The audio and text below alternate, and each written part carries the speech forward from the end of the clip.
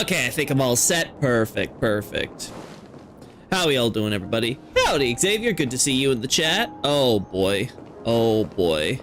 Yeah, it's gonna be a short stream today. I got a lot of things that are happening today, so I can't unfortunately do anything major. So I was thinking, you know what? I'm just gonna do some more pulls in HSR and then like kinda, you know, move on for the day. Got a haircut, so I went from long hair to short hair. Well, good, good, good. It's good to keep maintenance of your hair every now and then. Did you go to a barber for that one, or did you do it yourself? Man, 48,000 jade. That is quite a lot. That is 300 pulls. And then there's the stuff I have in my reserve, so that's another, I think, like, probably 120 pulls? Maybe a little more? So it's like, yeah, that's over 400 pulls I've got.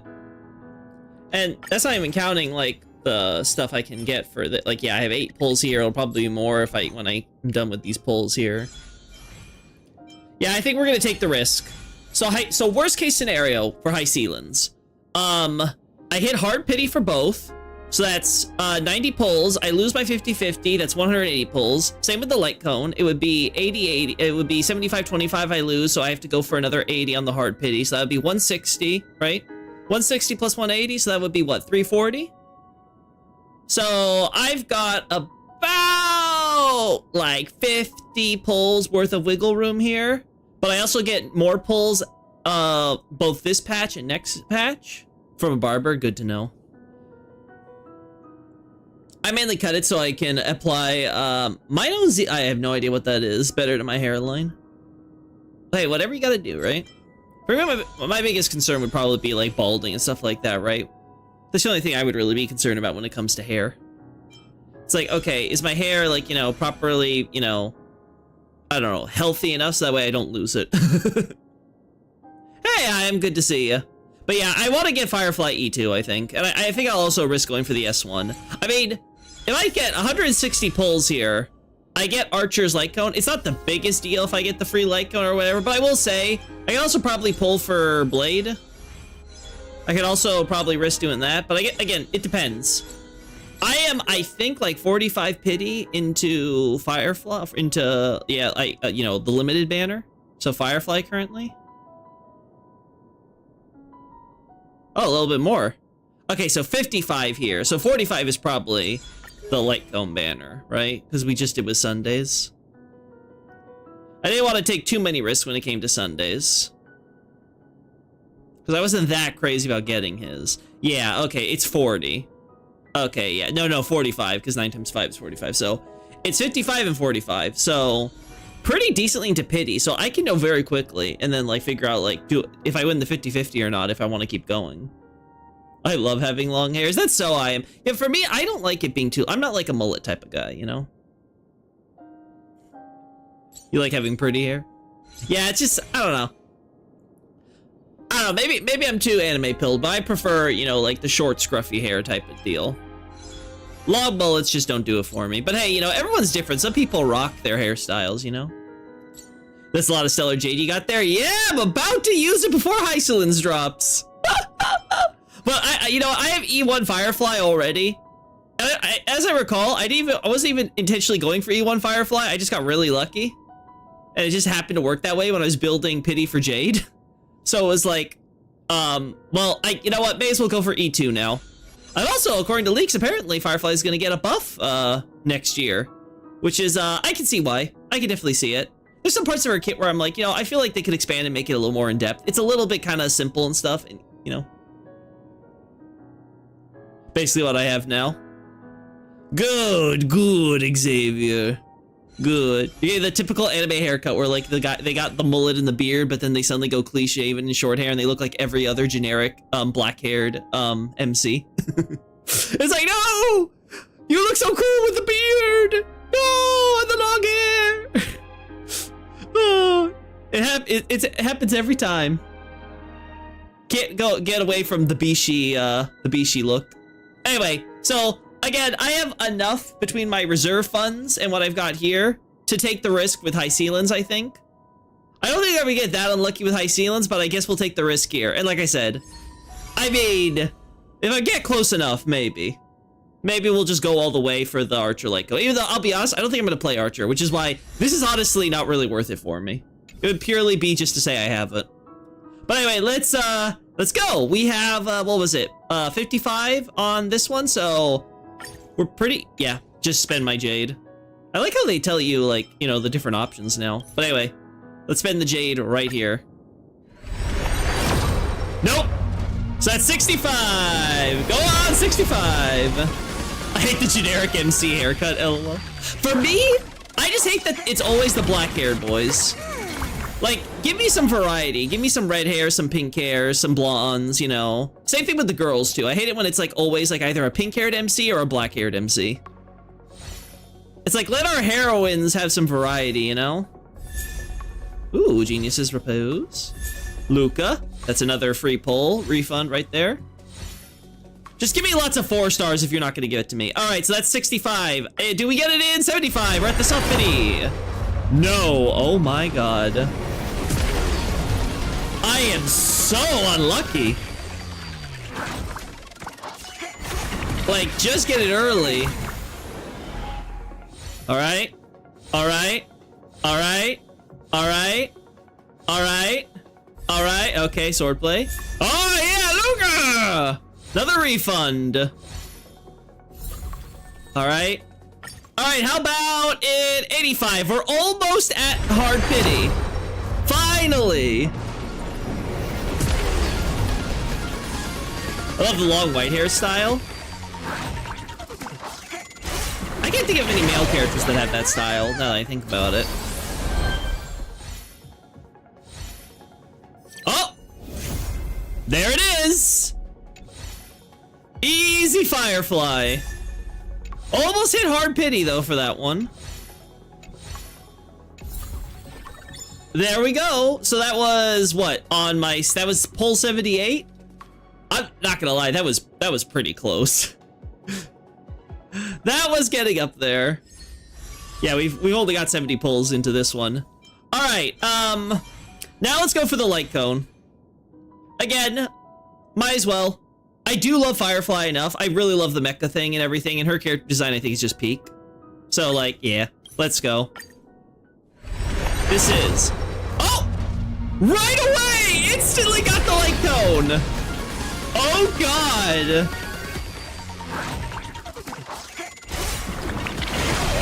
It came early. Now, do I lose the 75-25 for the second time? I do not. I instantly get it on the very next pull. Let's go. Woo! That felt good. Woo! So I just want you guys to know that could have been Hycelin's and her light cone I could have gotten. Very easy. And now everything is risking. Woo!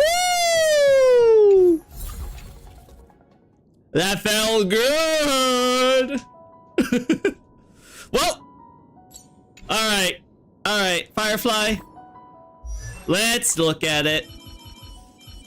You're the second character since Kafka I think I have E2 on, I'm pretty sure as well. Yeah.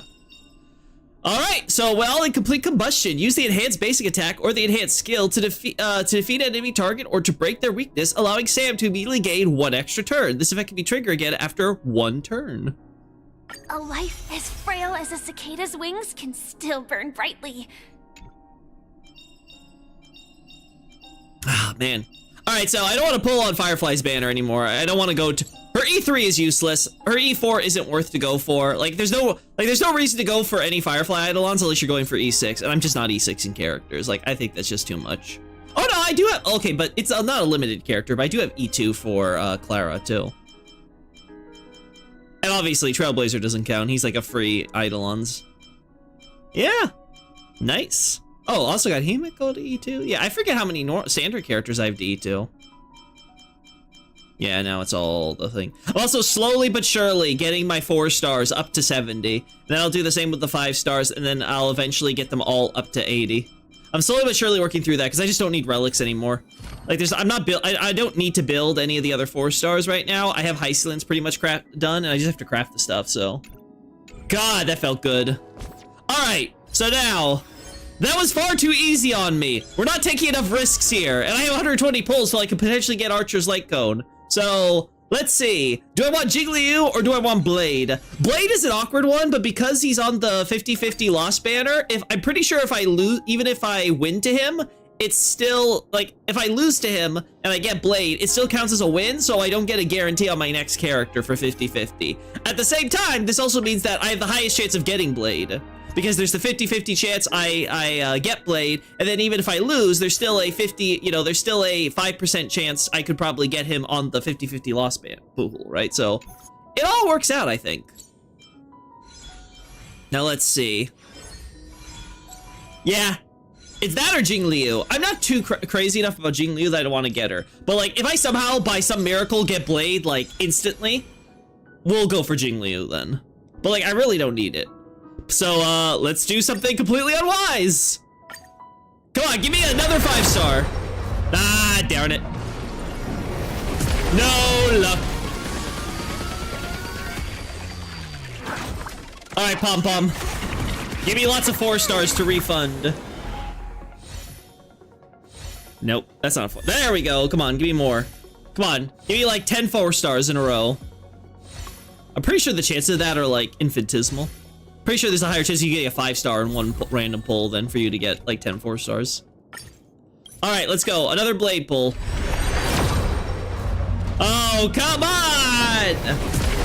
I would save, to be honest. Yeah, I should. But like I said, this is not the fun part. This is short stream as is.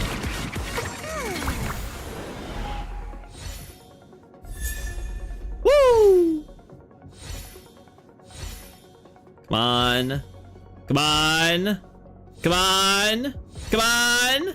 Come on. No. Not a single one. Come on. Oh my god. This is what, like 40 pulls? 30 pulls? Come on. Give me lots of 4-star. There we go, another Luca. Come on, more. Come on. You give me light cones, but no Lucas. Just give me more Lucas. All right, another one.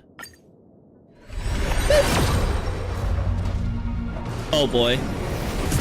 Playing a sorcerer on DS2, I'm enjoying using the dagger, surprisingly. The little tiny dagger on your sorcerer. I mean, hey, whatever works. You're pulling a lot today? Yeah, I am. Like I said, I'm very confident with my high ceilings pulls. All right, so that has to be like around 50, right? We're getting really close. Hanya, okay. That's at least 2. All right, that was 50. Yeah, that's 50 pulls. So we're so close and we're not even there yet. Oh my god. We're still not there. 60 pulls.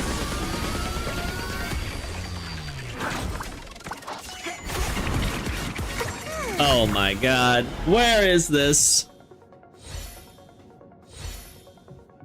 Let's come on. Worst case scenario, I lose the 50-50 to someone other than Blade and I get my guarantee on high ceilings, which I would not be opposed to. All right. Yeah. Here we go. More unadvised pulling! Oh my god. What is this?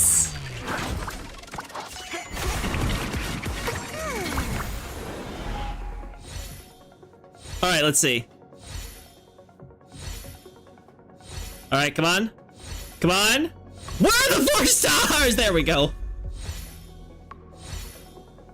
Oh my god, so unlucky with the 4 stars. We got 60 more pulls for the Archer thing. A light code I 100% do not need. All right.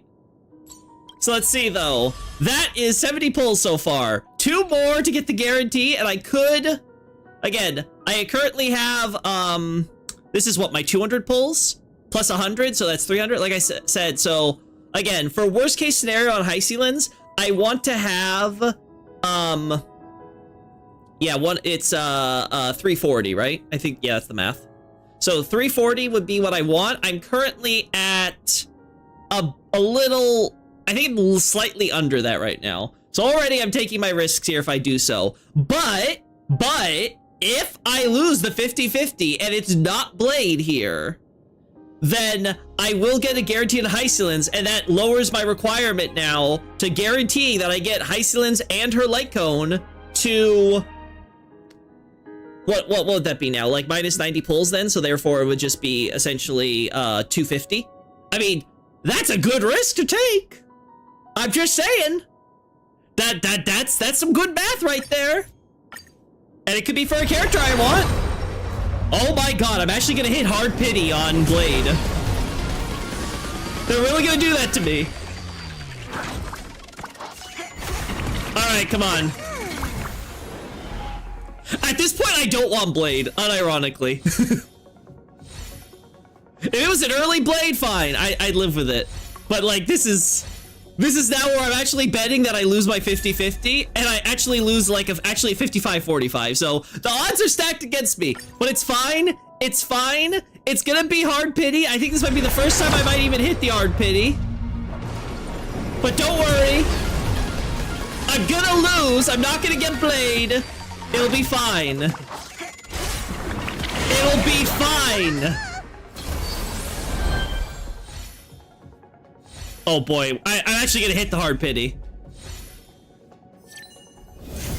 Ah. Well.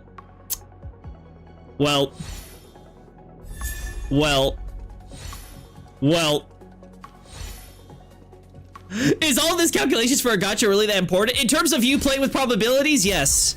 Because here's the thing, you never know when luck is going to fuck you over. Lady Luck is a very fickle mistress. Like right now.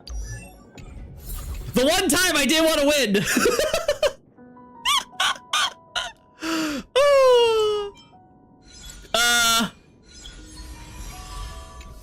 Alright.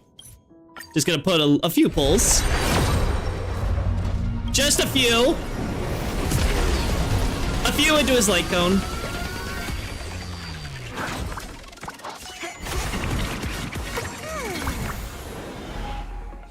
Let's see. I got Natasha on the light cone banner. That's a thing. There we go. There we go. Alright. Alright. Okay. Now I gotta think this through. Just for the memes, I actually want to complete this light cone I 100% don't need. But the question now is, how much do I actually want to take risks? So here are the chances. In my next, what is it? 30 pulls, I could get an early 5-star. That could be a Hycelins, or that could be a 50-50 loss, and then Hycelins is guaranteed. So the question is, do I want to risk it on getting another Blade, or do I want to take the risk for... Ooh. Actually, this might be a good Jing Liu pull, because then if I win on Jing Liu, at the very least it's a new character, it's not an item. Because I can lose, again, I can lose to Blade anytime on the 50-50 banner. That's fine. I now have his... I also can get his light cone after next battle pass, so I don't need to pull into and risk getting his light cone early here, because that could be an early Hycelins light cone. Okay, here we go. Oh, thank God. I'm gonna be so scared if I get the 5-star early, and even worse if I win the 50-50. Mitigating risk. Oh boy. Oh boy. Well, there's Anya. Anything else? Alright, one more. I did! God! I didn't get it early.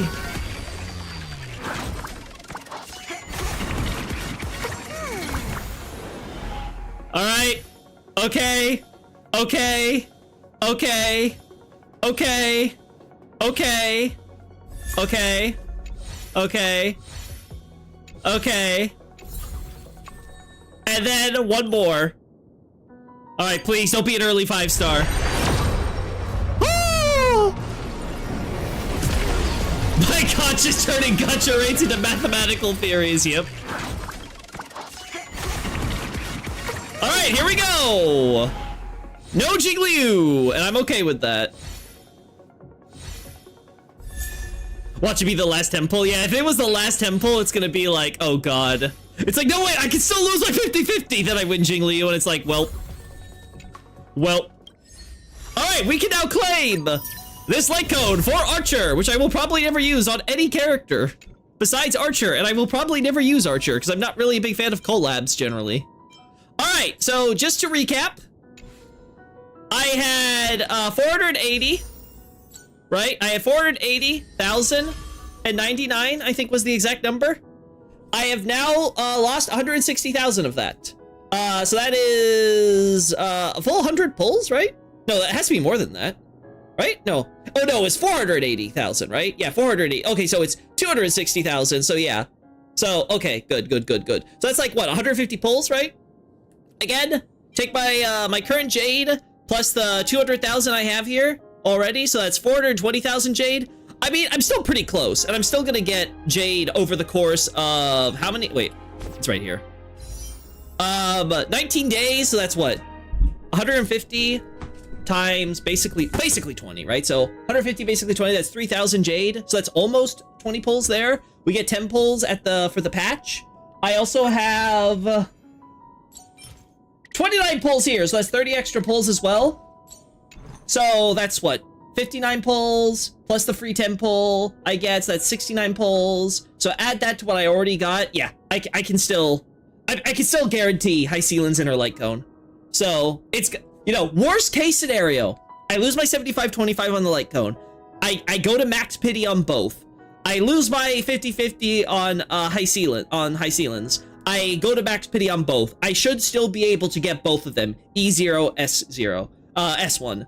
That said, I ideally would want to get them both as early as possible, because then I could say Jade's for the next character. Because I hear that we're gonna possibly be getting what's her face from the Everflame mansion, Constance. I really like Constance back in the trailer they released for her, so I really would like to get her as a character. There's also Saridra that's coming out next patch. I really like her animations from what I've seen. So I guess we're just gonna see if in the future, if there's gonna be any characters, because I don't have Finon for her, so I may end up like waiting for her rerun if possible. Plus, I don't know who gets rerun next. Like, what are characters I would want if they get rerun next patch, theoretically, with High Ceilings? We'll look at that one later. But where is it? There it is, databank. Mighty? I would love to get Mighty. Not really crazy about any of the characters here. I'd love to get Rappa. Rappa and Anaxa. So there's 3 characters I could potentially want. Treeby and Robin are like not like must pulls for me for sure. Cypher, again, I can resist it. Yeah, there's not that many characters where I'm like, oh god, I definitely want to make sure I get these. No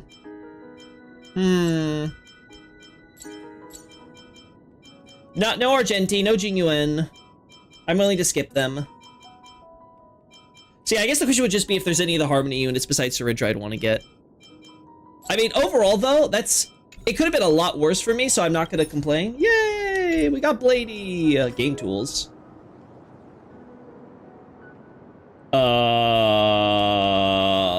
Oh, is this like a thing for their website or something? Blade! I do not have any materials for you. Shortcut to destruction. Oh boy. Oh boy. Blady, Blady, Blady.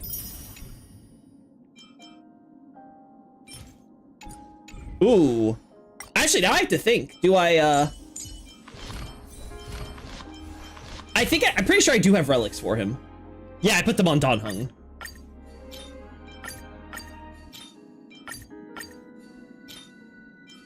And I don't have anything crazy for him here. Basic attack and skill. That's not that great for him, right? This would be better. Yeah, this would be better for him, I'm pretty sure. And then... Oh, wow. Wait. They're recommending this pretty hard. Like, what are the... Oh, wait. Am I wrong? Is Salsodo not better for him? Because I could have swore Salsodo would be just generally better for him. Is everyone actually running him on Tykean? Like, why?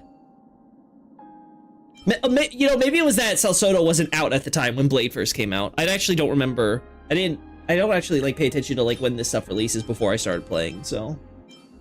I mean, I won't lie, this is a really good rope for him if he does run, right? Because I'm pretty sure he wants HP. I don't think he wants energy.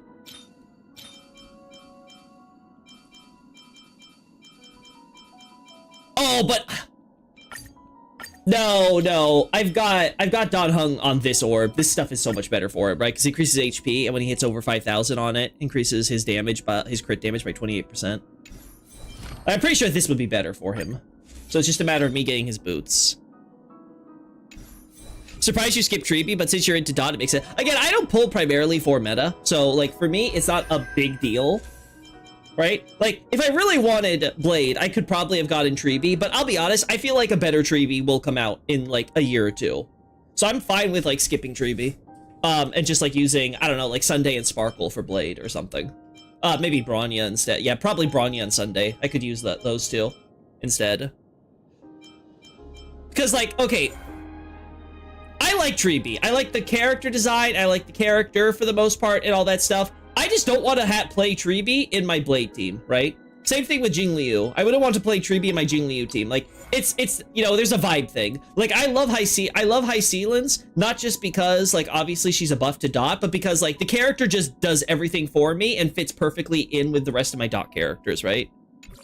So for me, what's most important is, like, you know, like, do I, like, is this, like, you know, the team that I have in my head that, like, feels, like, really good? Like, for example, when I have my Misha team, this is a good Misha team and stuff like that, but it's not very synergistic, right? In terms of, like, aesthetic value. I would love if there was more, like, cool, like, unique stuff. Like, Sparkle is okay, maybe Sunday. Wawa's just kind of there, right? This team also, I like Locha in this team with Castris. I don't feel good about Sunday, and I generally don't like having my main character in the team. I like playing the other characters, right? I like MC's design, don't get me wrong, but especially Remembrance MC, it's just not for me, right?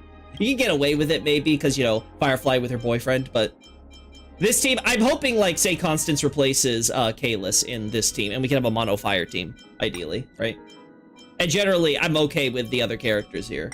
It's like, yeah, that's the big thing for me, is that Treeby is again, I have nothing against the child character or anything like that. I just don't want to see that in my Blade team, where, like, you know, it's tiny little girl and her sisters, you know, buffing up big old Bladey. I'm sure there's some people that find that very hilarious and it works for them. For me, I would rather have something that's more edgy, you know, and, you know, badass, like Blade himself. But like I said, I also want to get Mighty. So again, maybe one day I'll be forced to get Treeby in order to play these characters more since they're HP scalers. But, like, I don't know. I feel like we could see more HP scaling Harmony units in the future that ideally would have more, you know, self-damaging buffs or something. That would make it where, like, I don't know, you get a bigger HP buff, but you have to take, like, you lose a certain chunk of your HP or something. Or maybe, like, buffs up your defense, but every time you act, you lose HP instead, so you're, like, on a clock there where it's like, oh yeah, you're really well protected. Like, I could see them coming out with a preservation character like that, kind of like Fu Xuan, but instead of redirecting the damage to herself, it's more like, you know, she just, you know, makes the whole party have, like, more, you know, just more damage mitigation for at the cost of HP. I don't really like MC's design. Wish they got new outfits for the different classes. I love the actual, like, you know, the clothing and stuff, the style and everything. But yeah, I do think there would, like, it would be cool. Like, there was a meme that someone, I think I posted in the Discord a while back. It was like the MCs was Kalis and Stell, but like with like Roman, like, togas on. And I'm like, man, that'd be so good as a skin, and it would be super cool if they actually wore that here. But like, yeah, they don't change their outfits nearly enough, in my opinion. Like, seriously, Himiko looks like she's more fitting to be an Amphoreus than the MCs right now, right? Alrighty, though, so, honestly, the fact I have 49 out of 70 characters kind of wows me. Like, I'll be honest, I thought I had a lot less characters even after these pulls, but no, I actually pretty good. Lol. I'm pretty sure. Well, we should probably get rid of these spare ones, but do I not? Oh yeah, I do. Okay, I'm pretty sure this would be the best one to put on him for now. Like, maybe I'm wrong, but I think this would be the best one to put on him. For Firefly, well, let's see. Yeah, Eon's not going to do anything, I think, for him. This will, though. We finally have her light cone.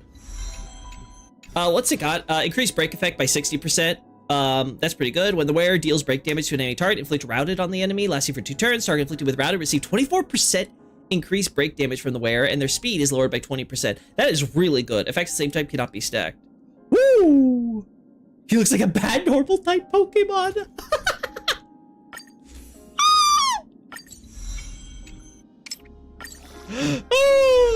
Listen, he just looks like a raccoon. Let my raccoon be a raccoon. Do I want to spend stuff for this? How much is 799? Cause I forget how many. Yeah, I gotta check the math on this. So 799 divided by 9. That's 88.7. So that's 88.7 purples. And how many do you need to level up a character in total? For Hyceelans, I think it's like 170 or something. Oh, it's 139. Oh, it's actually a lot less than I thought. Do I have 139? Do I have 139 purples?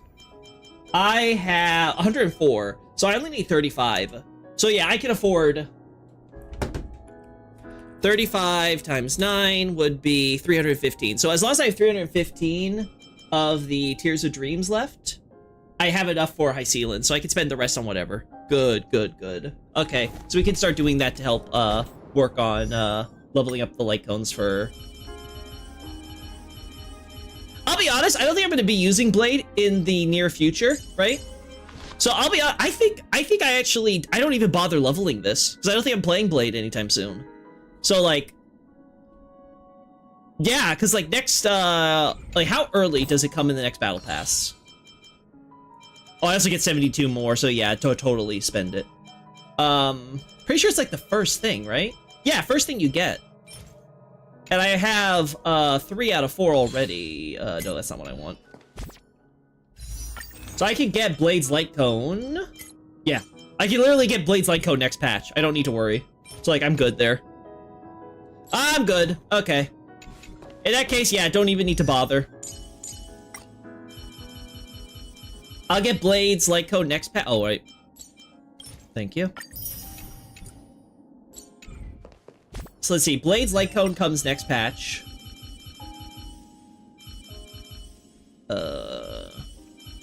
How easy would it be to...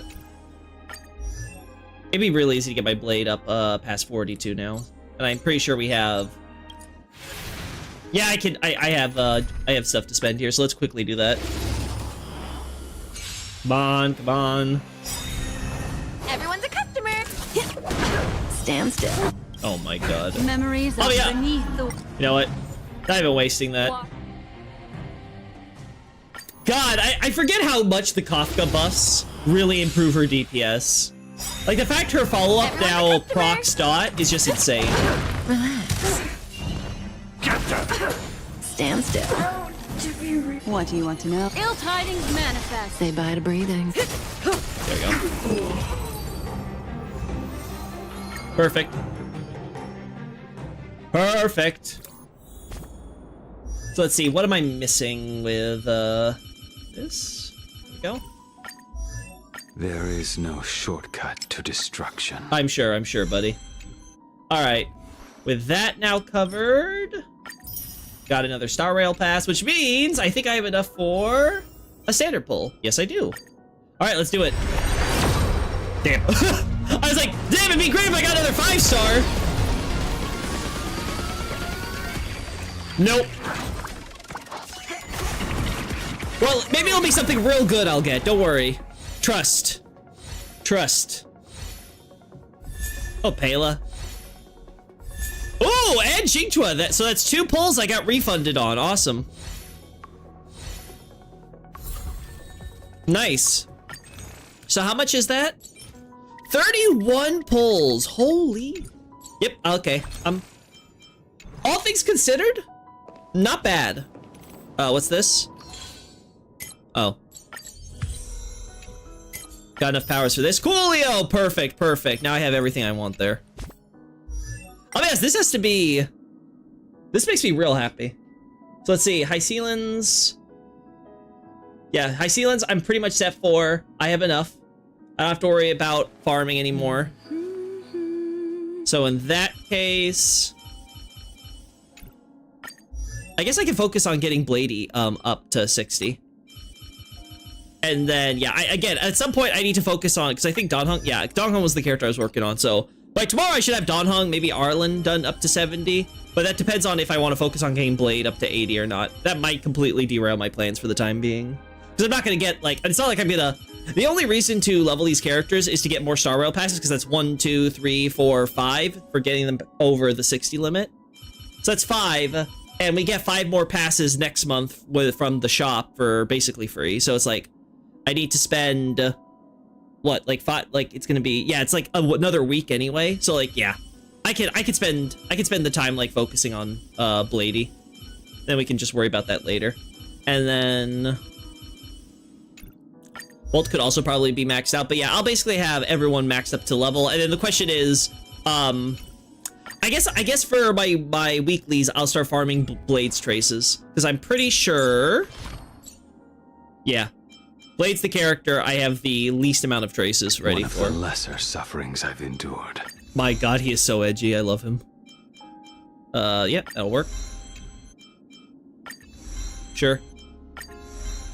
I should probably not focus on his basic attack that much, honestly, because, like, you know, it's not like his most important stat. 3, 3, 3, 3. Probably his skill, because he uses that so often, right? His ult is pretty important too, though. I mean, this is fine for now. How much is he? Oh, he's already almost at 5,000. I haven't even leveled up his light cone here, so. God. Yeah, like, I'm pretty satisfied. What's his, crit rate right now? Oh, it could be better. He could definitely have better, crit rate. What's he missing here for his crit rate stuff? I mean, that's pretty good for him. He has no crit here. He needs more crit rate here. Might be better to get a crit damage. Yeah, I might need to craft one.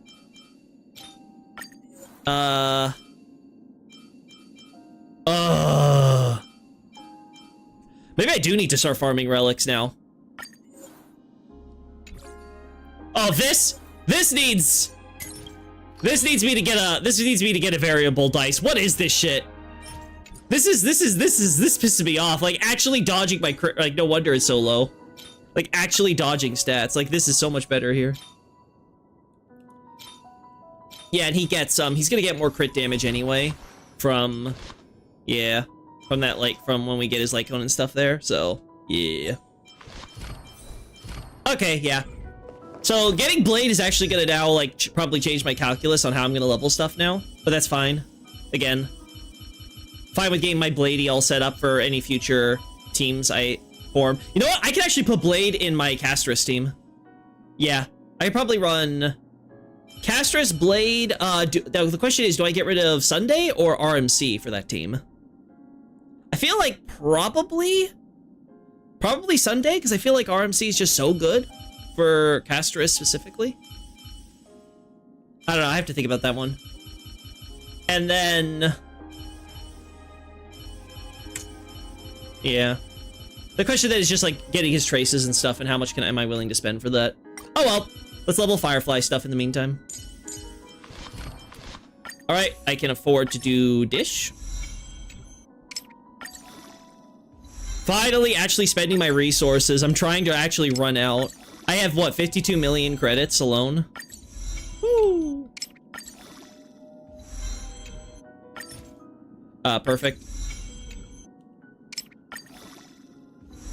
There we go. Oh my god. Wait. There we go. There we go. Oh my god, and there's even more. I got a few Dance Dance Dances though, so that's cool. Yeah. Another Dance Dance Dance I can't complain about.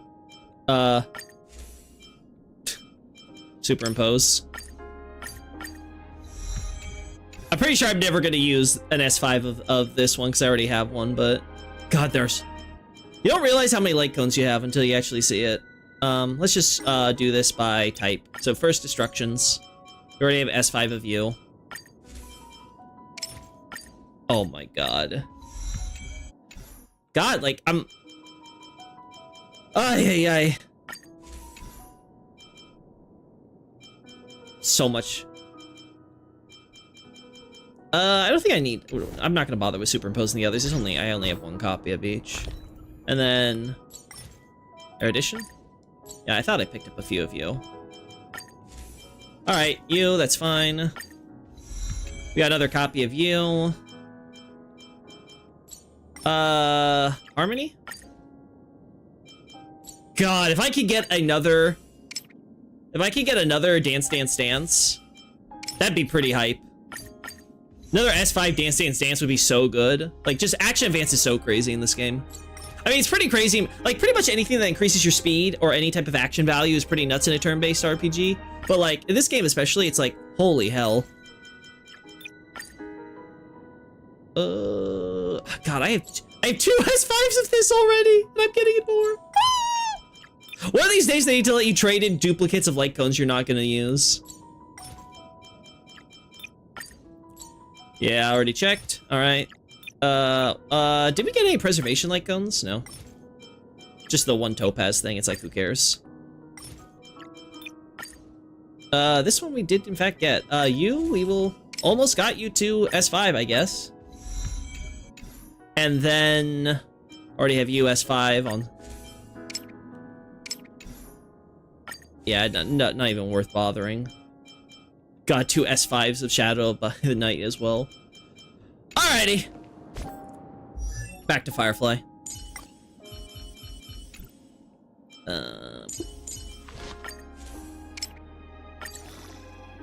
Perfect. Good. Oh, right. Boop. And we're golden. All right. Firefly is now E2 S1 officially. Almost 3,000. Like, okay, just for comparison's sake, what was the out? So, actually, in terms of like raw attack, even outside of battle, this one actually looked higher on the Fall of an Eon light cone. But obviously the 60% break damage is like much higher for her, so it does even more. And the fact that, again, that's not even counting for the extra damage from break damage and lower speed here. Like, that's pretty insane. So yeah, overall it's still gonna be a lot better. It's just kind of funny to look at it where like technically her raw attack power is lower, right? But like you combine like basically the same attack, it's only like 200-point difference. And like 60% extra break effect plus everything else. Like she's gonna have like ridiculous breaking. And plus with her E2 now, she basically now gets to have 2 extra turns because she gets to go 1 extra turn from doing the actual breaking, then another extra turn from the maybe super breaking with Fugue will also do that as well if you break the second break bar that Fugue gives you. And then also you have, if you just kill the enemy, you also get an extra turn. So it's like, yeah, she now gets so many more turns. There's so much more damage. Like, really good. My Firefly is now going to stay meta relevant whenever I feel like, you know, I want to use a break team. So that's cool. And then I guess in the future, if I want to invest into Firefly, I should invest in probably like, what's this? Link shows weakness break. Yeah, that's good. When a unit's weakness broken, reduce their defense. Yeah, that's good. That's good. Star Rail kind of forces you to commit to certain types of teams, so you always end up with excessive light cones. Yeah, for sure. For sure. it's definitely one of those games where like once you have like min-maxed like your specific team or doing so, it's like you never really kind of want to deviate from that. Like there's very rarely, if ever, a situation where it's like, oh no, if I like get creative and do another type of team, I can make this deal more damage. It's really just a question of how good are you actually going to be able to play like the pilot the actual team once you find it, right? So yeah, you end up with all these extra light cones. It's like, well, like I don't really need most of these extra, right? Like what am I ever going to need, like say. And here's the thing, let's assume like I want all my abundance units to be on like multiplication, like theoretically, right? Like at that point, like I think that's more so like a game problem, because it's like, okay, this one light cone overshadows every other light cone then, right? Like ideally you want to be using the different light cones, which means if you have duplicates of anything besides Dance Dance Dance, because Dance Dance Dance was a mistake, like just period. It's just too broken. It's just way too broken, because then you just stack harmony units onto one hyper carry, and then you just be able to go like ham, because like you have so much action in advance that you're able to basically kill the enemy before they get to do anything. So you don't even need to sustain many times. Like it's definitely, if I get 3 Dance Dance Dances, it's over. If I ever get S5 Dance Dance Dance times 3, it's like it's done. I might just run that for all my teams because it'd be so stupid. I would like to get S5 of this one for this new light cone, but like we'll see how that goes. I mean, generally when it comes to like the new 2.0 and 3.0 light cones, I've done pretty well on getting max, but like I guess it depends on like somewhat, like for example, I haven't gotten any of the Dreamville Adventure ones because I'm like, damn, Penacony gave me light cones, so it's like I'm always scared now that I'm gonna be like getting more copies from like future quests or whatever. Like I guess we'll see. If after the new Penacony side story stuff, there's no more quests that give you light cones or whatever, I might just buy the stuff off the shop to S5 these and just say I'm done with it. But like after the Charmony fall, I mean, I'm surprised I got S3 randomly, but like it's taken me a while to get that. I think I got like only 1 copy. Yeah. Oh no, I got 2 for Concert for 2 randomly. So like, considering I don't pull on light cone banners that often, I'm actually getting quite a few of these from like standard banner and just like random pulls and stuff. So I'm actually impressed with that. Oh my god, please give me S5 of this just because it has the peak art. Like, oh my god. Herda, why are you perfect? Also, this is probably the only time I will ever say Ron May looks fine. Like, damn, she actually looks hot in this one. Oh, yeah, yeah. You. We better put you on Archer. Let's put the Archer light cone on Archer. So we can say I have it.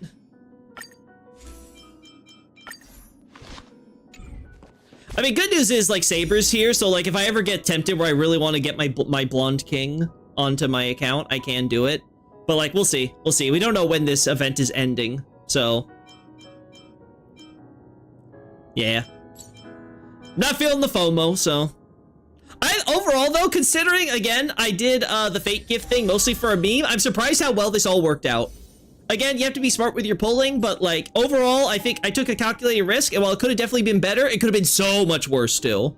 In the end, I ended up getting Firefly E2 without losing 50-50, Firefly S1 without losing 75-25, and Blade. And who knows if I lost the 50-50 on Blade or not, like, we don't know, but, like, I still got him, even though it took a while to get to him, and I still have, I think, enough to get high ceilings. Because, like, we have to keep in mind, depending on who's on banner, I'll also get more full refunds on character Eidolon. So, like, who do I not have E6?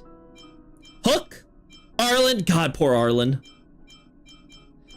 Like, I just dodge every Arlen banner, not intentionally either, because I actually want him E6. Yeah, and then of course these are all my 5 stars. But as far as 4 stars are concerned, it's only Hook and Arlen that I'm missing at this point. Hook, I'm very close to actually getting. Arlen's a little ways off. Not pulling on the light cone banners until they put DDD in them. Honestly, that is the strat. It's like, light cone, does it have DDD as my potential loss pity pull? No? Then I'm not pulling. It's not worth it. No light cone is worth it. I'll be honest, the fact I've only lost 175-25 on how many 5-star light cones have I pulled now? There was Kafka's, there was Black Swans, there was Sparkles, there was... this one I got from the shop, so it doesn't count. There was Yoon Lee's, which I got for Clara, there was Topaz's, there was Fireflies, there was Herda. Yeah, like, the only character who I want to get a light cone for and don't have it so far is Jade. Like, Honestly, like, Jade is the last character where it's like, if she reruns, I'm gonna try to go for her light cone. Maybe in the future, I'll go for Castris, but I don't know. I'm really not feeling using Castris right now. For her, at least using her that much that I want to use her S1. Like, I love Castris because she's got the cool dragon and she's got the death vibe and stuff like that, and her story's pretty aight. But like, I'm not like that crazy about her compared to, like, it's obvious they want her to be the new Firefly, but she's not in my book, so like, yeah. Jade though, yeah, Jade, I definitely want S1 for her. She and Herda have been absolutely killing it for my account. Silverwolf, I hope they buff her light cone, because like there's just never a reason to get it over what she currently has. Which is sad, because I would love to have an easier time building a 160 speed sub DPS Silverwolf. Like, look at my current stuff. Like, I'm almost at 160. Like, I feel like the only thing I'd want more is probably if they ever come out with a speed type planar set that increases your speed. Like, I don't think we have one of those. Oh no, this one does, but this is for healers, right? But if there was like a non-healer speed set, right? That's just like, hey, increase speed by 6% and do like, I don't know, something that's relevant for Silverwolf. Like for the party or her personal damage or something. I would actually probably get that. Because if I can get, if they ever buffed her light cone, so it gave her like basically, let's say it gave her like, I don't know, 40% or 50% crit rate. So then you can focus on mostly just getting crit damage. Like, I would be happy with actually switching off this crit rate chest for this crit damage chest I have here, right? And then, yeah, I'd be golden. That'd just be really good. Right? But they don't do that currently. So it's like, is it even worth it? Right? So I guess we'll see in the future. I could also live with getting Dr. Ratio's light cone in the future. Because I do like the Doctor. Unfortunately, I haven't had a good reason to use him lately because follow-up hasn't been in the meta for a bit. So there's always like, oh, I just use this other character instead. I feel like, though, they're probably going to put him on the buff list. Because, like, they've already have him, like, everyone already has him E0, so you buff, like, you take his E1, you make his E1 base kit, and then you add, make his new E1 every time a debuff is applied, for every 2 debuffs applied by an ally, or 3 maybe, because it can include himself potentially, action advance Dr. Ratio by 100%. So basically you make it where you don't need a Harmony unit like Sunday or Bronya. You just have, or Sparkle even, you just have a bunch of Nihility units who apply debuffs to get Ratio to have high stat value. And then he basically buffs himself so he doesn't need the Harmony unit. And then he gets himself action advance for every few debuffs that your Nihility continue reapplying over and over again, so that he does, like, you know, he gets like crazy action advances anyway, and then you just turn him into the single target Acheron. I feel like if you just do that, like maybe get rid of something like this, maybe like it's a bit weird that's 100% base chance, which again you need effect hit rate to guarantee. You need like 67%, right? And in order to get effect res reduction by 10%, so it's like with Gwenhyphen, where it's like you're basically gambling on the chance to have like a better chance of guarantees. I don't know, maybe you could do something else with the Doctor that involves like, you know, still have this debuff or something, but make it something more useful to him. Like, I don't know, increase follow-up damage or something. Or maybe, yeah, like what else besides follow-up damage I could think of? I don't know, maybe make it where, maybe base it on, like, make a debuff that makes it where, like, you know, additional damage based on scaling on effect hit rate. So it's like, oh, if you have 100% effect hit rate on a unit, you then get to do 100%, you know, 100% additional damage based on, like, attack or something like that. Like, there's tons of things they could do to buff up the Doctor, I feel like. So I feel like it's probably going to be, again, this is, my assumption is, they say, like, next year, Firefly is probably going to be on the buff list. So here's where I think it's going to go. I think the plan is to finish up the 1.0 DPSs. So I think it's going to be, for anyone here, it's going to be Don Hung, Imbibitor Lune, because, like, he costs so many skill points and he doesn't do enough damage, I think, anymore to make it work. Also, I feel like you're always wanting to use 3 skill points on him. I feel like they could do more with his kit, so that way the 1 and 2 skill point options are, like, just, you know, better in certain situations. Like, maybe you want to use 2 skill points when it's, AoE and pure fiction instead of his 3 skill pointer. It'll be like much better in that game mode specifically, but in 5 target scenarios. But then in say you know, the one cost one is like, if you kill an enemy with the 1 cost one, you get immediately an extra turn or maybe an extra of his stacks that makes his next his next enhanced basic, like not cost as many skill points. Like there's tons of ways they could do it. Castress, unironically, is my most regretted character pulled ever. Got Sig, Elsie, and everything, but still couldn't figure out how to use her without watching a 40-minute guide video. Yeah, Castress is a character that's like very difficult to pilot, surprisingly. But like again, I enjoy her, but like it's also one of those things where like if you don't have Treeby, it can be a little rough with her because Treeby is obviously such a big upgrade compared to Sunday for her. And obviously Hyacinth is also like a huge one, right? Oh, sorry, Hyacinth. And again, I don't want to, again, same thing with what I said before, like with Treeby. Hyacinth, I like her design. I like a lot of things about her, but I don't like the fact that, you know, she's not an abundance unit and yet she heals so much. And she still has so much DPS despite being like, you know, a healer and stuff like that, especially with Treeby. So I was like, no, I'm not really too crazy about the Treeby Hyacinth combo. I would rather wait for a future Harmony unit and abundance unit who could perhaps be more dedicated supports for like Jingliu and Blade in terms of like making you actually like, you know, do what Jade does, which is like when attacks or actions or something happens, you lose HP, which makes, you know, Jingliu now with her new buffs benefits off that tremendously, and so does Blade. I think Mighty does too, right? Because he wants certain levels, but you can make it really small amounts, so Mighty doesn't benefit from this as much, so he still wants to be with Treeby, right? So you can make that work with them. Like there's tons of ways to do it so that way, you know, you can make certain older characters benefit the most while newer characters with higher damage thresholds like Mighty are not like, you know, crazy broken. But like, okay, so Imbiber de Lune, I think he's going to be the next character on the buff list. Topaz, I love Topaz, but I do feel like they could probably do more with her. I feel like her E2 should be base kit. Like, I feel like this is not worth it for an E2. You can maybe argue her E4 is fine and stuff like that. Maybe some stuff from her E6, like maybe the extra Windfall Bonanza. Actually, no, you could keep this as E6. I think the biggest thing would probably be make her E2 base kit, replace her E2 with something else that people might want to actually, you know, want to pull for. Also just make her damage and stuff a lot better. Like, this I feel like should just be in her base kit. I don't know, I don't think like this is good enough. Because, like, you often are using Topaz for whatever your main DPS follow-up unit has. So the fact that, like, it's like, oh, you're punished for putting Topaz in teams where, like, she would technically do less damage for, even though she's buffing the damage for the whole team and they get more for. This, I feel like, is kind of counterproductive. Maybe the idea was to make it so that way in situations where Topaz is the main DPS, she would, you know, it would make up for some of her shortcomings on her multipliers, but I don't feel like that's enough. This is fine, though, again, I feel like you could make this base kit and it would be better. You could replace this with something else. And then this, again, I think could be base can replace. So basically, the only one I think could be kept is probably Overdraft.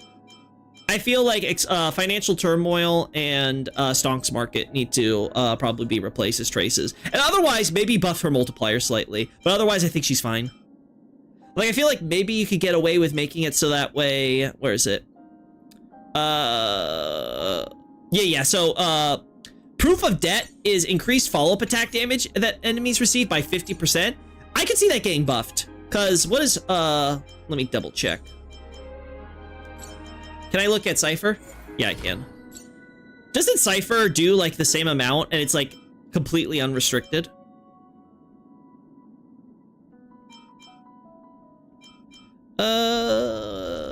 Cypher launches, I don't see the numbers here. No, that's just damage that tallied. That's for giving her stuff. Times. I feel like Cypher does, in fact, do that. 20%. Maybe it's under her talent. No, 75%. Deal more damage. Patron state. Okay, yeah, I can't see it. I could have swore, though, she does something similar to Topaz. Maybe I'm crazy. Yeah. Maybe I'm crazy. But I feel like ultimately, you could probably buff up Topaz from 50% to maybe 70 or 75 or something, right? Because then it's like, okay, now you have the vulnerability for specifically only follow-up attack teams, right? And it's gonna just make Topaz lean more into her niche, where not only is she doing more damage, the whole team is doing more damage, which makes her more invaluable for teams. Because I feel like right now she's competing too heavily with Cypher, and obviously Cypher's gonna win. So I feel like they could do a little bit more with the niche there. Especially in single target scenarios.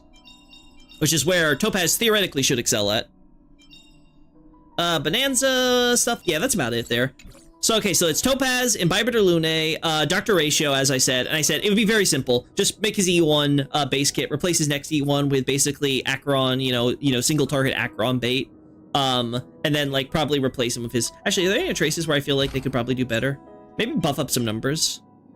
Like you could probably buff up these numbers. Like you could make these 5% and 10% for both of it, and then again you make the base, the idle, the current E1 bit part of this as well. So it's all part of summation, and therefore like he gets like, what is it, like you could probably possibly get up to like 50% crit rate and like 200% like crit damage or something like that, right? Like something, you know, insane.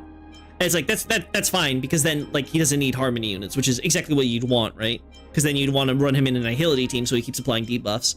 When dealing to a target that has 3 or more debuffs, for each debuff the target has, the damage dealt to this target increased by up to a max of 10. Yeah, this is good, right?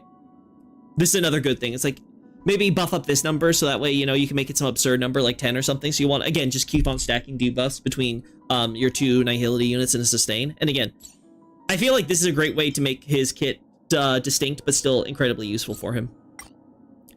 And then size doctor ratio, erudition, Argenti. Argenti needs a buff. I don't think I've seen Argenti anywhere outside of pure fiction. Like I never see any thumbnail video that showcases like any team involving Argenti or something. He really just feel like he just exists to beat physical weakness in pure fiction, and that's it. And I feel it's a shame, especially considering all the stuff they've come out with that should theoretically be helping him. Hey Julian, good to see you in the chat. Me just talking about characters I think should be buffed. And then, for 1.0,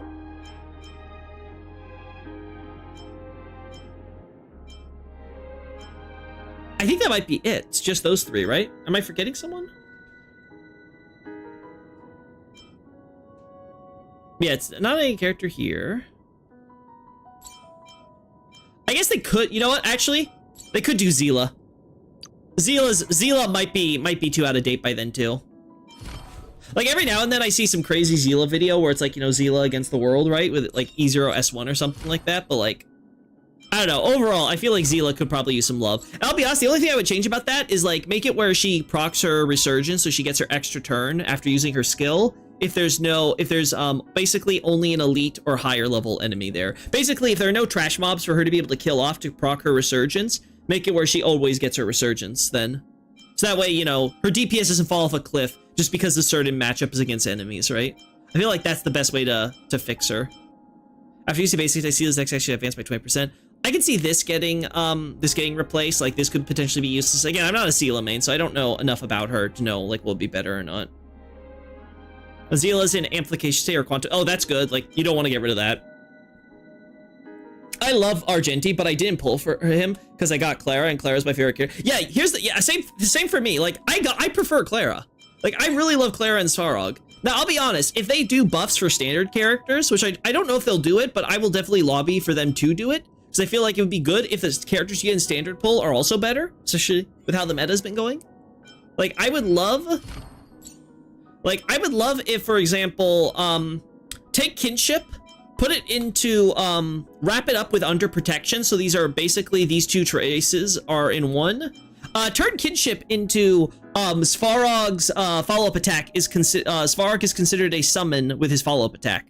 Therefore, Clara now has synergy with, summons and summon characters, like Sunday. Like, for example, like Sunday's already, like, really good for Clara. But if you make her, if you make Svarog a summon, then suddenly, you know, again, count as a summon, then suddenly Sunday's boost now works with her. So you have a standard character that you can use your Sunday with. So if you just pull Sunday, but you haven't pulled any other characters like a Glai or something to use Sunday with, that would be so much better.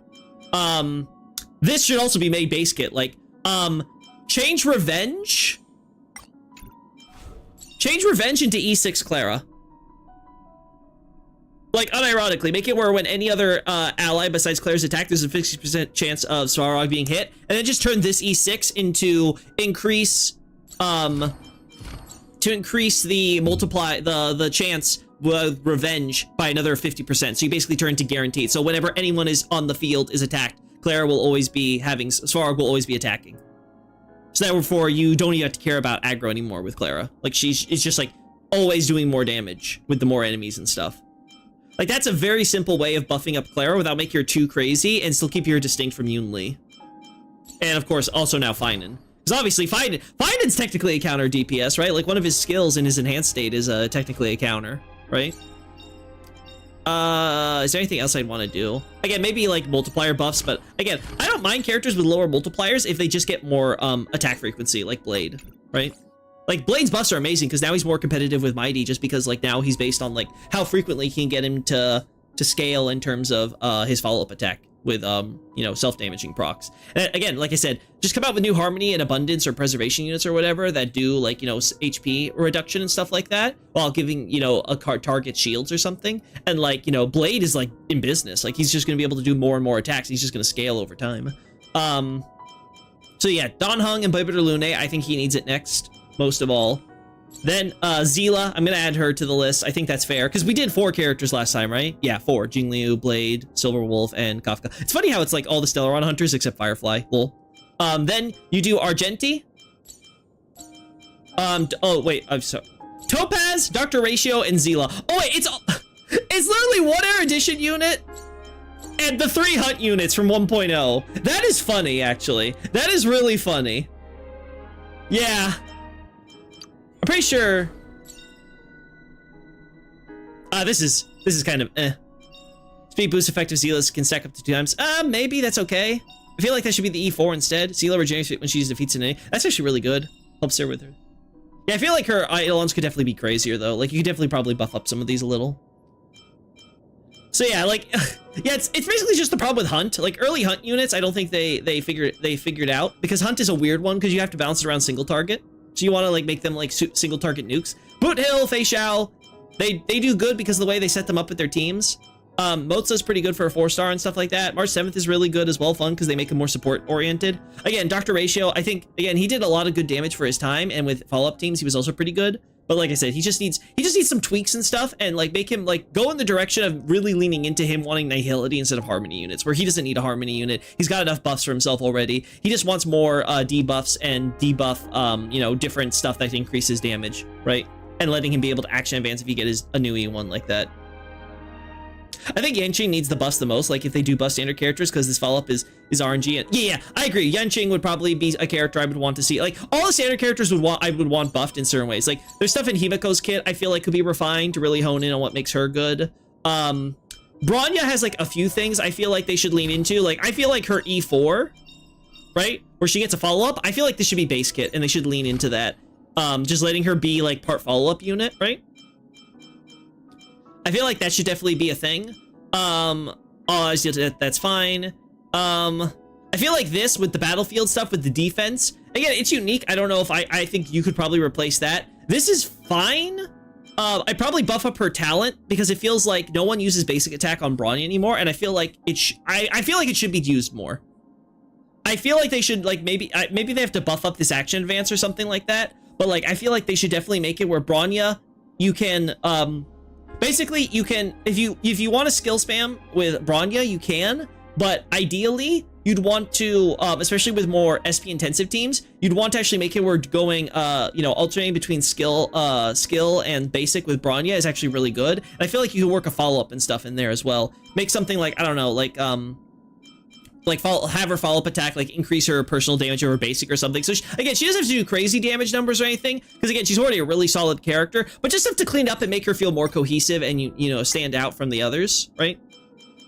Clara, like I said, stuff that you could easily do. Yanqing, there's so much with Yanqing that you need to probably, again, I'm fine with Yanqing being a character who you don't want him to get hit, so that way he gets his stuff or whatever, but the effort it goes into it for the damage output is not worth it, so they need to do more there.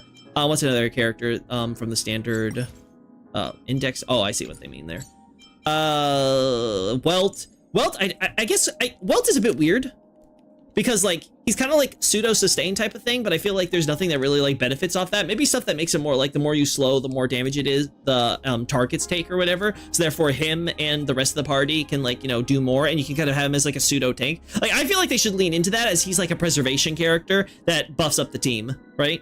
Like he's a pseudo preservation. That way you can have, that way even if you don't get like your Japard or your Bailu or something, you can do so. Speaking of Bailu, I feel like Bailu just needs a cleanse. Like she's real, like her kit is solid everywhere else, but the problem is she doesn't cleanse. And cleansing is way too important in this game because there are so many debuffs, from dots to action, like, you know, like to like, you know, just playing on like, you know, crowd control that like just can really screw you over. At the very least, I feel like they need to give her, they need to give more, effect res, to targets. Yeah, I feel like at the very least they need to make it where she doesn't cleanse, she at the very least gives like a lot of effect res. So that where she still stays unique, where she's like the only healer that doesn't have a cleanse unit, but she has ways to help you resist needing to ever get cleansed in the first place. It's like definitely stuff you could do with Bailu. Who else on standard banner? Oh, you know, I should be doing it like this.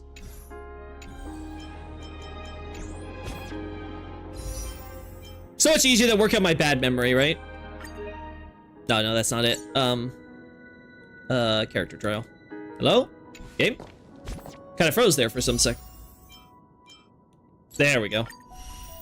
So let's see, Jeppy, I feel they need to lean into the fact that he revives himself when he dies. Because ideally you never die with Jeppy. So it's kind of silly that is like his main credit to fame is like if he dies, he gets to have a free revive.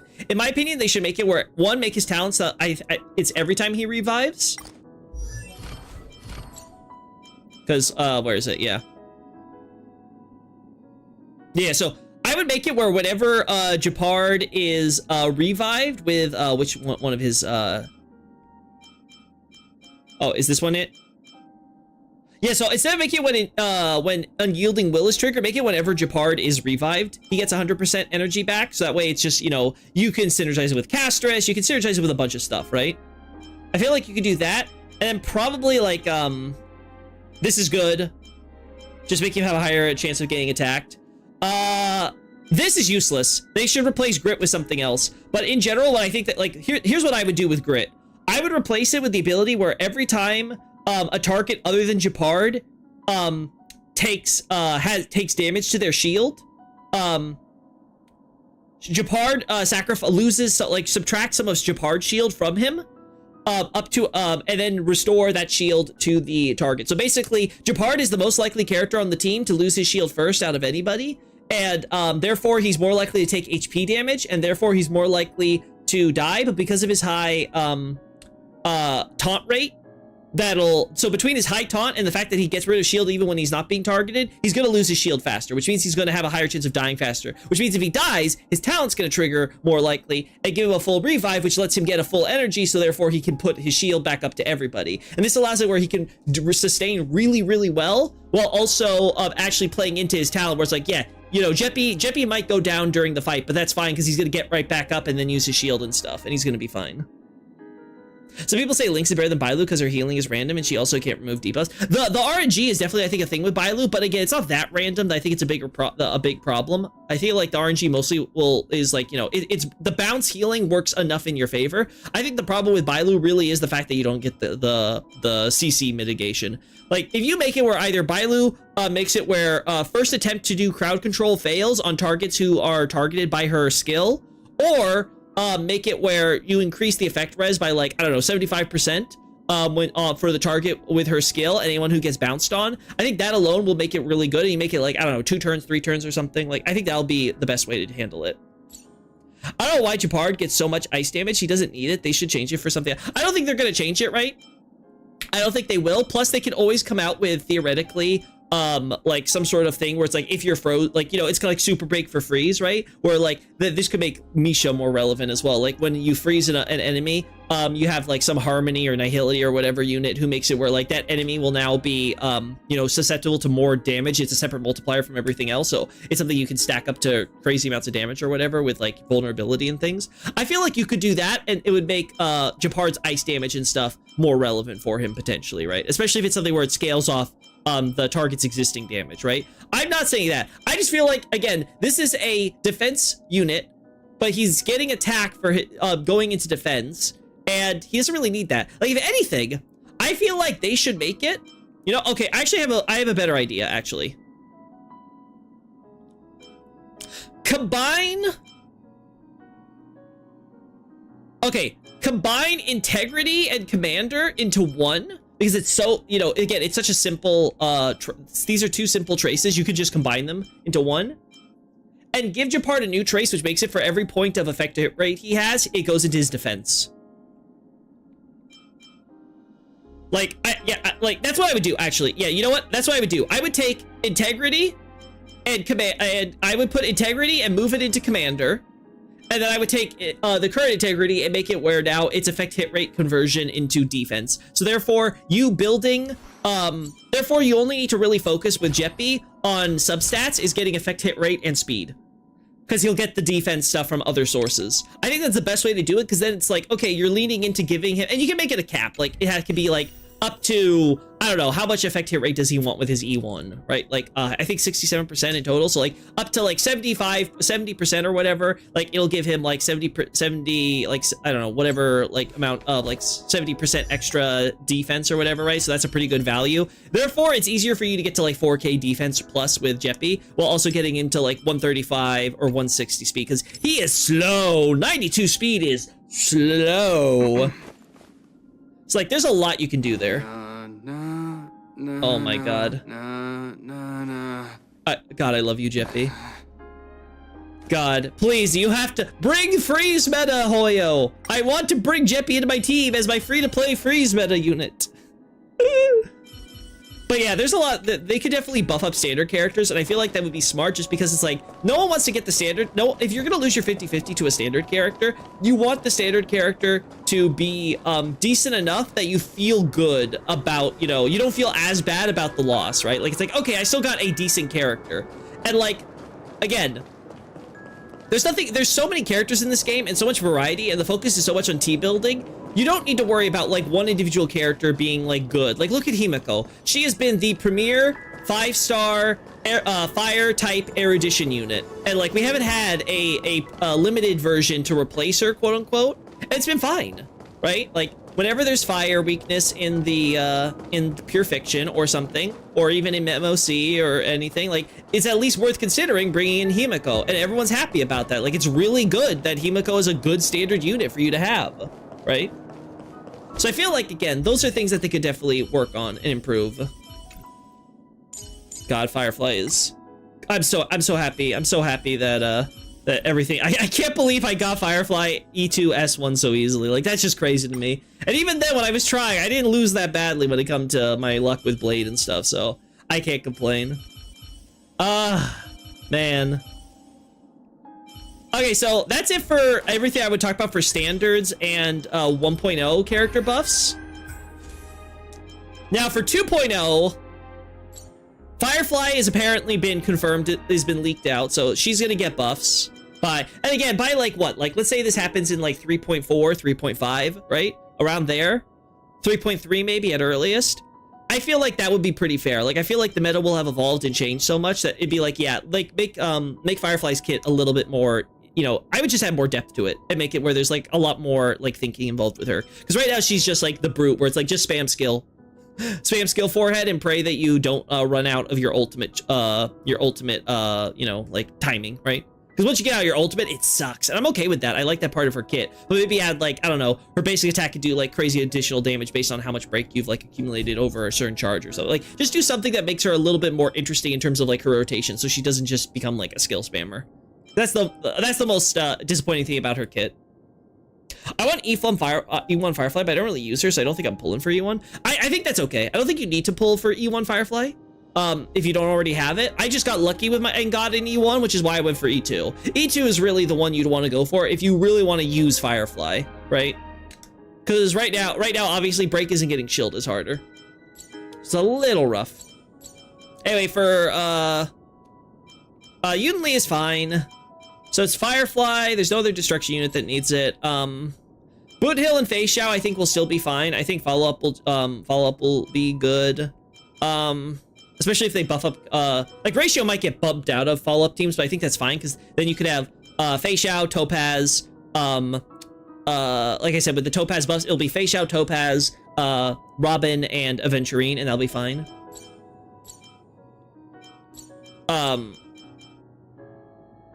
Yeah, with Cypher, that'll be fine as well. Like you could replace Topaz or Robin with Cypher. Probably would do the same thing. Rappa, I think Rappa's fine. Again, Jinguet, I think Jinguet just keeps getting buffed by new support units. They keep coming out for him, so which is why I'm not even considering him for buffs right now. Though I'm sure even he could have stuff that he could improve. I just don't think it'd be a priority. True, but E1 does let you save skill points. Yeah, true, but the thing is, like, for example, I'm currently using Firefly with E1 and stuff. Do I think saving skill points is nice? Yeah, because I don't have to think about it when I'm skill spamming with Firefly. But I'll be honest, as someone who uses Fugue and what's her face, Lingsha, you know, you don't have to use that many skill points with them. Like, you could definitely do a skill basic rotation. Same thing with Harmony MC. So like, it's manageable with Firefly if you don't have her E1, right? Like, it just feels like, you know, it just doesn't feel as you know, you could just, you know, put caution to the wind if you have E1, so it just feels smoother, I guess. Rappa's my girl. Yeah, I want to get Rappa if she reruns next patch. Like, after High Sealans, if it's Anaxa and Rappa that are rerunning, and then who's another one? Mighty. Like, those three are the ones I'd be scared of, because I would want to try going for them as well. So we'll see. We'll see how lucky I get with High Sealans, and I'll even attempt it. Like I said, I'd like to get a Saridra, but I just don't think Saridra has anything I want right now for my my team and stuff like that. And I don't want to get a character who I'm literally never going to use because, like, she's so niche, right? That's the sad part I have with her kit, because I love her animations. Now, again, in the future, they come out with more DPSs, but, like, look how long it took for Sparkle to get a new skill point intensive DPS to really let her shine. It took a collab character for that to happen. Like, Sparkle got left in the dust for the longest time. I love her. I love using her. She's great. Like, there's nothing wrong with my E0S1 Sparkle or whatever and stuff like that. But actually, that's what I want to mention. Sparkle needs a buff. They need to do more with her. I feel like they could probably make her E1 base kit. It would be pretty safe. Just let her ultimate last one extra turn so it works smoothly, and give the attack increase by default. Because I think just giving you the more skill points is, like, you know, it's the least attractive part of her kit for most parties in the team. So having actual attack percent, and I don't know what you would replace that with, maybe something else, but, like, that would be something that they could do. Maybe make something so that way you can make Sparkle be able to use her basic attack or whatever. Or something that could... Because right now, the only time you want to use Sparkle is with a unit who is going to have lots of out-of-turn damage but before Sparkle goes again. And not going to have any action advance. Right? Or the target is really slow, so it doesn't matter if Sparkle goes again and again, because she can always just bring them up and it won't matter. Right? I want E1 Rappa and her light cone. Yeah, I feel like Rappa's a character where, like, her light cone does a huge difference for her. I'm gonna see how it feels, though, using that Sunday light cone with the encore stuff, though. Because that one gives you break effect, too, right? So, I think it gives you a speed increase. So, at the very least, I would like to do that. But yeah, her light cone is really good for her. Oh, and Black Swan. Black Swan's another character. Because I feel like, by the time that Firefly is getting the buff, so let's say it's 3.4 or whatever, I get the feeling in 3.0, we're not going to get another dot unit. I think now that we have High Sealants, I think Hoyo's going to feel good about, like, just sitting on not releasing new dot units for a while. So instead of it being 1 dot unit a year, it's going to be 0 dot units. And to make up for that, they're going to buff up Black Swan. So that way her kit is more... Well, generally, I think they just need to make it more cohesive. Ideally, they want to, make it where, like, you definitely want to use Black Swan's light cone over any other... Like, you don't want to use Jiao Cho light cone. I've seen builds using that. I'm just like, oh my god, why? And I know why. It's because the team damage increase. But I feel like what they could do is maybe make a lot of the team damage increase, like, you know, base kit into Black Swan stuff, so you get mitigating value on using Jiao Cho's light cone. I still use Sparkle for almost every team. Yeah. She's good as a general support, but she's never the best in slot, and that's the problem. Is that it's like, okay, in any team that you're using Sparkle, if you have Sunday, you'd rather use Sunday. That's the problem. Is that Sunday completely kicked Sparkle out of her, you know, niche right there. Which is a shame, because, like, we don't really have a mono quantum team besides maybe Archer that you can really work with Sparkle, right? And we don't really have a, like, you know, a lot of skill-intensive DPSs that are, like, really... Like I said, Imbiber de Lune might change this. They might make it where, like, using Imbiber de Lune with Sparkle will be so much better because they buffed up Lune, so that way he actually, like, you know, does damage with his using skill points. But like I said, I want to make him just more in depth as a character, where, like, using the different levels of it, so it's not just three skill points to spam. Raw. I feel like if they make it where it's, like, more kind of like a musical sheet or whatever with him, where it's like, okay, I can use one, I have to use 1 here, and then I do the math with 2 here, 3, like, you know, something that really makes it so that way you can, like, maximize his damage by playing, like, almost like a numbers game. I feel like that would be nicer, right? I feel like if you want to play, like, you know, dumb fun characters, like, for, like, you know, simple and strong, like, you already have Mighty, you have technically Firefly and stuff like that. Again, if they're Buffy and Firefly, I think they understand the same problem with her as well. Yeah, Black Swan, though, I feel like they need to make it where a lot of Black Swan's, like, defense increases and stuff that she does works outside of her turn right now. Probably buff up her skill, I could see. Because currently, she basically gives you with her ult. Her ult essentially gives a 25% vulnerability increase during the target's turn. Not to say that isn't, like, you know, that isn't great and all that, but if that's the case of what they're gonna do, then in that case, I feel like her skill should just be just an unironic, like, 20%, 25% vulnerability increase for Dot specifically, right? So you get general defense down with Black Swan, but then you'll get a 25% vulnerability for specifically Dots. So it's not exactly like what High Ceilings does, but it'll be something similar. Because again, High Ceilings hits AoE too. That's another thing. While Black Swan's here is Blast. So if you're gonna keep it as Blast, I'm okay with that. But just make it where, like, you know, the buffs are, like, you know, better. Especially considering she does more damage. High Ceilings does more damage, and she's doing the vulnerability. I got Sunday, but I'm not using her. I'm only using him if I get Saber. Oh, you're not using him, I think you mean. Only using him if I get Saber. Yeah, then you're definitely taking a DPS decrease, Julian. But again, if you're not playing for meta, then that's fine, right? It's just whenever I make teams, I'm always thinking, okay, I want to use Sparkle. What I generally do is I use Sparkle and Sunday together, right? Because most of my teams, like Clara, I'd rather use Sparkle and Sunday together. Like a bunch of different teams like that, I speed tune it so that works that way. But like if I ever have to pick one or the other, like Sunday's the obvious pick because he's just more applicable, right? Saber benefits from Sunday, even like every DPS would rather have Sunday, except for Archer. And actually, no, I think Lune, they showed that, yeah, even he benefits more from Sunday than Sparkle does. Especially with his S1. Yeah, so yeah, I feel like they could probably just do a few tweaks here to Black Swan as well for her damage. Like, I would want her ultimate to do everything this ultimate does, which is already a word salad, but make it also where it locks where after the Epiphany is removed from the opponent, add a new debuff, apply a new debuff that's permanent, but can be reapplied with another ultimate. That basically makes it where whatever the reset number for Black Swan's Arcana stacks are, turn that into whatever the current number is. So like if you stack, let's say you use your ultimate and you get the stacks before the Epiphany falls off to like 35 or whatever, now whatever Black Swan's Arcana resets on the target's turn, it'll go back to 35. And then if you apply the ultimate again, you get it up to 50, right? So therefore it becomes ramping damage that you consistently bring up, which again, encourages you to get a fast Black Swan because you want Swan to constantly be applying Arcana stats. You want other Dot units to constantly be applying Arcana stacks, and you want her to constantly be using her skill and stuff to keep this stuff up, and like, you know, just keeps on making it cycle into something crazy. I made Jingyuan, so Sparkle carried him before Sunday came out. Yeah. Again, that was the thing with Sparkle. She was pretty decent, right? For characters like Jingyuan and stuff, up until when Sunday came out. But the problem was that, like, Jingyuan didn't make full use of Sparkle's kit because, you know, he didn't have any use for the extra skill points, right? Like, you could run a pretty efficient skill point team with Jingyuan with Sparkle, and like the extra skill points were just like, you know, for comfort at that point anymore. Like, it's very easy to overcap, right? Like, again, currently the only ones that really benefit from the extra skill points from Sparkle are Qingque. Even then, I actually have to check if Qingque teams would prefer Sunday now. It would be Qingque for 4 stars, right? It would be Archer for now, and then Lune, right? Lune fell off hard. I think he preferred Sunday, right? Archer, again, obviously prefers Sparkle. Like, everything in her kit synergizes with him specifically, right? And then Qingque, well, duh, right?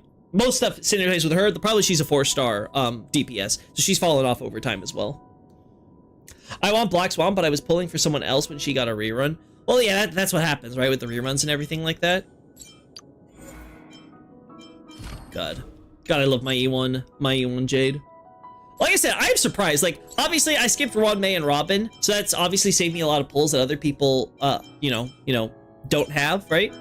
Like, obviously, I don't have Akrod, so, and I had no interest in getting Jiaoqiu that much. You know, Cypher was probably the hardest one for me to skip on, honestly, because I do like my cat girl, and her story was really good. It really definitely won me over in many ways, and I love her VA and everything.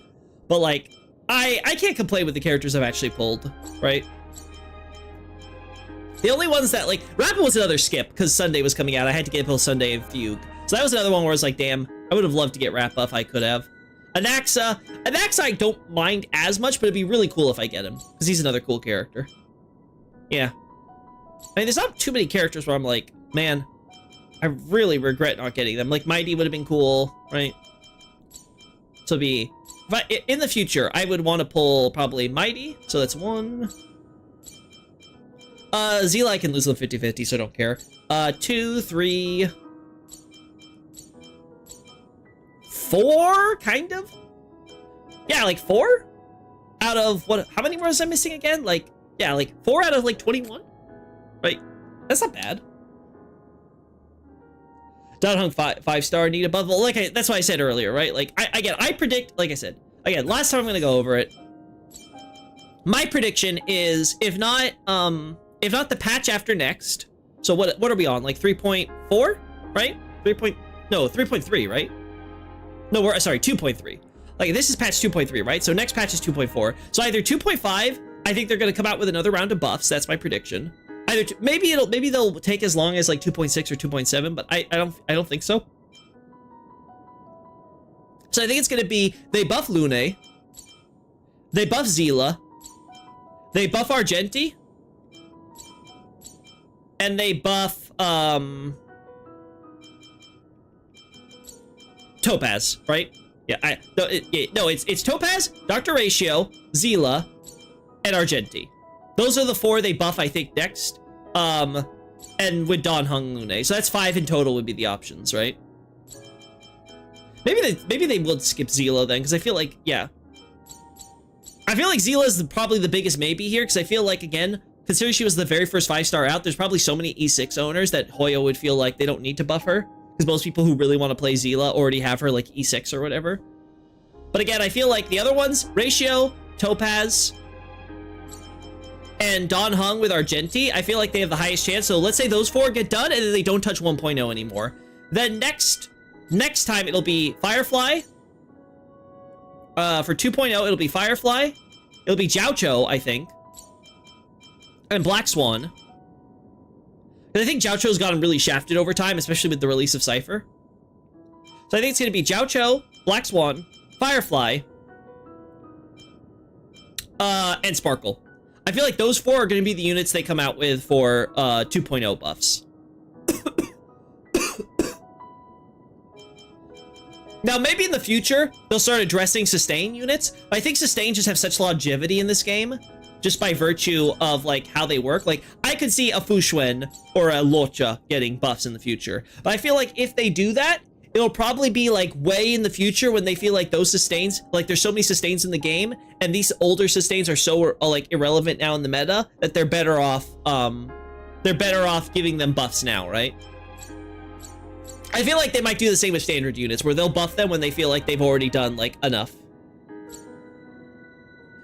I want E1J, but I got her Lyco with early pity, so I don't care. Honestly, I like my E1J because it's more flexibility for team building, but like, if you're just using her in AoE content, you really don't need her E1. S1 is perfectly fine, and I'm really looking forward to pulling for it next chance I get. I just skipped it last time because I forgot who was out, but there was someone I was like, ah, nah. Gotta save. Yeah, I think that'll be fine. You know, I'm really curious about who they're gonna add to the shop. Because, like, where is it? I'm saving my last one. I'm not getting Ron May. I'm not getting any of the standard characters.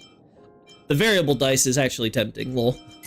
I'm actually curious who they're gonna add. I can see Kafka getting added because I feel like it's harder and harder to make an argument for people to invest in the dot archetype when you have to pull for basically 3 5-stars in order to get anything like workable, right? You have to get Black Swan. Yeah, at the very least, you need to get High Ceilings and Kafka, right? So that's a huge ask. I can definitely see Kafka getting added to the shop in the future. But I'll be honest, I already have E2 Kafka. I'm not really into, like, I'm not really too crazy about getting her E6 right now. Like, maybe in the future, I'll be like, okay, no, it's time. We have to keep investing into Kafka. But I feel like if I want to, I'd rather invest in, like, High Ceilings E1 or something. So, like, I feel like Kafka's a possibility. Maybe Topaz, because Topaz is, like, such a nice, like, unique support sub-DPS, for it, and because she's again she's a 1.0 unit, I feel like they could maybe get away with including her. Maybe Argenti if they want to put a limited AoE DPS in here.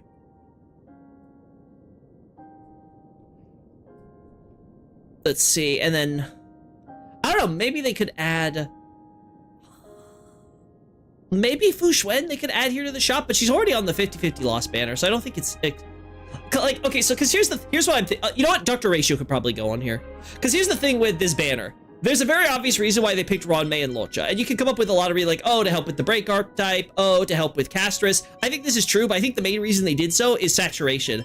Locha was the first 5-star sustain, that 5-star limited sustain that came out. Ron Mei was the first 5-star limited harmony. Both of these units, as far as I've seen in sales projections, were absolutely insane. Like, they blew out all their competition out of the water because they were the very first one. So everyone jumped on having these units specifically. Like, that you only had Bronya for the longest time, and then with Locha, he was like the first. Like, before that, all you had really was Natasha and Bailu as your option. So it's like, yeah, you're gonna obviously jump on having Locha into your party, right? But now, so most people who want Locha and Ron Mei have Locha and Ron Mei. So it makes sense to add them to this shop. So like, you're not gonna get that many more sales out of them. And if having these characters allows them to feel more comfortable pulling for newer characters you have, then that's all the better, right? And I feel like they could do the same thing where they add Kafka, because I think most people who want Kafka might already have Kafka, and if they're put off by the dot archetype by itself, they may struggle to actually want to pull for Kafka at this point. And then same thing with Dr. Ratio. Everyone got Dr. Ratio for free. I don't know how many new players have been added to the game since then, but still, probably most people who have Dr. Ratio or his Eidolons are like happy with what they got, and they're not feeling the need to pull for him anymore. So like, I don't feel like there's going to be anyone who's really going to be pulling on the Ratio rerun that much. So I feel like they could add him to the shop pretty safely, especially if there's E1 bait here. Like I said, if they do what I suggested for his make his E1 base kit, add a new E1 that gives him action advance on debuff applications, then like automatically I would instantly buy that, just because I feel like that would be better than wasting my pulls on that. And I'll be honest, there's no one else I feel like they could add to the shop where I'm like, oh, this is a character I don't have, I'm glad I'm adding it. Like, maybe like if they do in the future wrap up, but I feel like by that point, who knows, I might end up having another one of these already anyway. So like, I don't know. I got Clara from this because I was trying to get her on E6, but E1 is good. I have Clara E2 from all the free buys and stuff that, like, I'm very happy with what I have. Like, I don't want to get, I don't feel the need to want to pull for extra Clara Eidolons. Like, again, E6, sure. If you go for E6 Clara, that'd be great, to pull toward that, but like, I'm not feeling the pressure for that right now. I'm happy with my Clara as is. If anything, I want new supports that will synergize with Clara really well. Like, maybe... No, Saridra only increases skill damage, and most of Clara's damage comes from her follow-up, so that's not good. Yeah. Yeah, unfortunate. Honestly, maybe if they make Saridra just do increased damage on more than just skills, that would be a way to make her feel not so niche. I don't know. Okay. Alright, I've chatted for a bit. I think the stream has gone on long enough. I think it's about time I wrap things up here. So yeah, I'm happy with my pulls. I'm happy with the characters I got and everything. Like I said, I got other stuff I gotta do today, so didn't want to like go into major story stuff or whatever. So I'm happy the pulls went well and everything. I'm hoping. So I want to get, obviously I want to do the new event with Fate's Day Night and stuff like that. We have 2.5 weeks to do that, and then the actual, like, after the story, the actual like event. So I feel, oh no, but the event is like less time. So okay, we're closer to like, yeah, it's still 2.5 weeks basically. So like, maybe sometime over this week we're gonna do more of that. Try to wrap that all up. Maybe over this weekend we'll get started on that, and then after that it's just saving. Maybe I'll catch. I still have to do Yunli's character quest and a bunch of side quests and stuff, so maybe we'll do like a, we'll do the character quest as a major stream, and then we'll do the side quest as like a side stream if I'm not doing it off stream or something. We'll see. But like, yeah, I feel like currently it's just save for High Sealands. There's not really much else to do. Again, I'm not so crazy about the collab, so like for me this is mostly a dead patch, which is fine because there's other stuff I've been wanting to do, and I have so much other stuff going on right now, so that's fine. But like, yeah, overall, very happy with it. Hope you guys enjoyed watching me risk it all on trying to get some digital characters, which this game could shut down tomorrow and I could lose it all and it'd be all just a waste. But it's fine. It's fine. We're all fine. I have my waifus for today. That's all I ask. Yeah, it was great to be streaming with you all.